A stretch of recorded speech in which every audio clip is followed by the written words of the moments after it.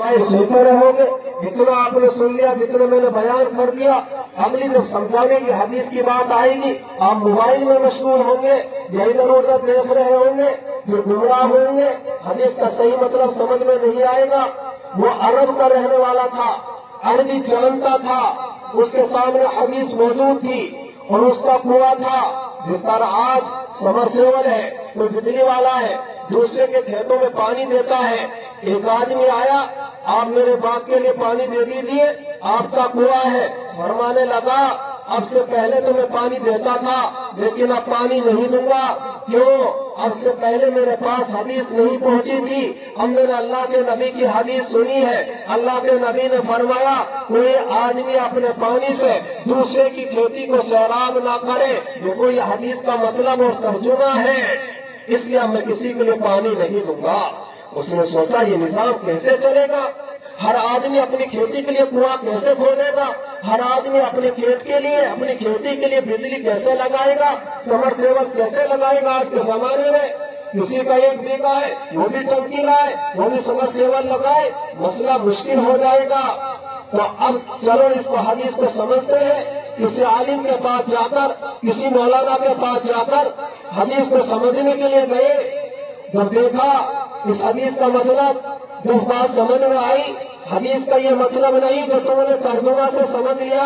हदीस पाक का तर्जुमा मतलब ये है, पानी से मुराद जहाँ कुएं का पानी नहीं, बरसात का पानी नहीं, नहर का पानी नहीं, तालाब का पानी नहीं, समरसेबल का पानी नहीं, नल का पानी नहीं, इंसान के जिस्म से निकलने वाला पानी मुराद है।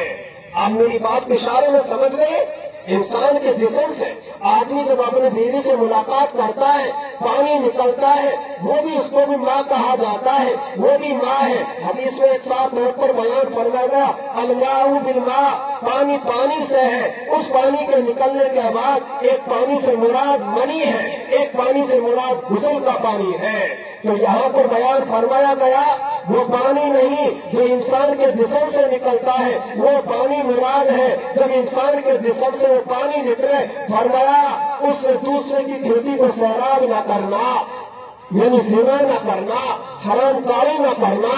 और इसका साफ मतलब हदीस का ये है, मिसाल के तौर पर किसी की बांधी है, वो हामला है, और अब तुमने खरीद लिया, तुम मालिक हो गए, अब तुम्हारे लिए इसके साथ सब कुछ जायज है। लेकिन याद रखना, जब तक इसके पेट के अंदर दूसरे का हमल है, दूसरे का बच्चा है, जब तक इसके साथ तुम वती नहीं कर सकते, वती नहीं कर सकते, सोहबत नहीं कर सकते, अपना पानी दूसरे की खेती में नहीं डाल सकते। तो अंदाजा लगाओ हदीस का मतलब क्या था, समझ क्या लिया। अगर मोबाइल पे बात करोगे, इधर उधर देखते रहोगे, हदीस निकल जाएगी। आपने जो सुना समझ में नहीं आएगा, जो समझने की बात थी वो सुनी नहीं, फिर जाकर गाँव में वही वावेला होगा। ये हदीस है, ये हदीस है। दूसरी हदीस समाज फरमाई है, नबी करीम सल्लल्लाहु अलैहि वसल्लम ने इरशाद फरमाया, मन इस्तकबर फलयुतिर। तर्जुमा देखिए, जो आदमी इस्तिंजा करे वो इतार करे। इसका मतलब समझ लिया लुगत और डिक्शनरियों से, लुगात से, कि जो इस्तिंजा करे, वितर की नमाज पढ़े। चुनाचे एक आदमी था, अरबी था, अरब का रहने वाला था, अरबी जानता था, अरबी लुगत से वाकिफ था। वो इस्तिंजा करता, वितर की नमाज पढ़ता।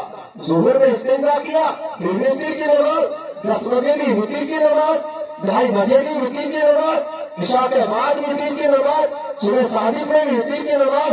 किसी ने देख लिया कि क्या कर रहे हो, फरमाया हदीस पर अमल कर रहा हूँ। हदीस कहाँ है? हदीस है, मन इस्तकबर फलयुतिर, जो आदमी इस्तिंजा करे वो वितर की नमाज पढ़े।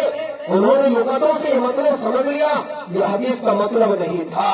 यहाँ वितर से मुराद वो वितर नहीं, वितर की नमाज नहीं, बल्कि वितर से मुराद आप जिसको जोड़ा और मोती कहते, मोती होता है, 1, 3, 5, 7, 9, 11 इनको मोती कहा जाता है। 2, 4, 6, 8, 10, 12 इसको जोड़ा कहा जाता है। इसको उर्दू में जुफ्त और ताक कहा जाता है। तो ये जोड़ा मोती आपकी ज़बान है। ये मोती यानी कि जब इस्तेमाल करो, ढेला इस्तेमाल करो, वित्र होना चाहिए। या तो 3 इस्तेमाल करो, या 5 इस्तेमाल करो, या 7 इस्तेमाल करो। तो अंदाजा लगाओ हदीस का मतलब क्या था, समझ क्या लिया गया। मेरे भाइयों, इसलिए मौलाना ने आपकी ज़बान में समझाया, मैंने आपको हदीस की रोशनी में समझाया। मैं आपकी लुगात से इतना ज्यादा वाकिफ नहीं है जितना मौलाना समझा रहे थे। अब मेरी अगर बात आपने समझ ली तो अब मोबाइल तो नहीं उठाओगे ना।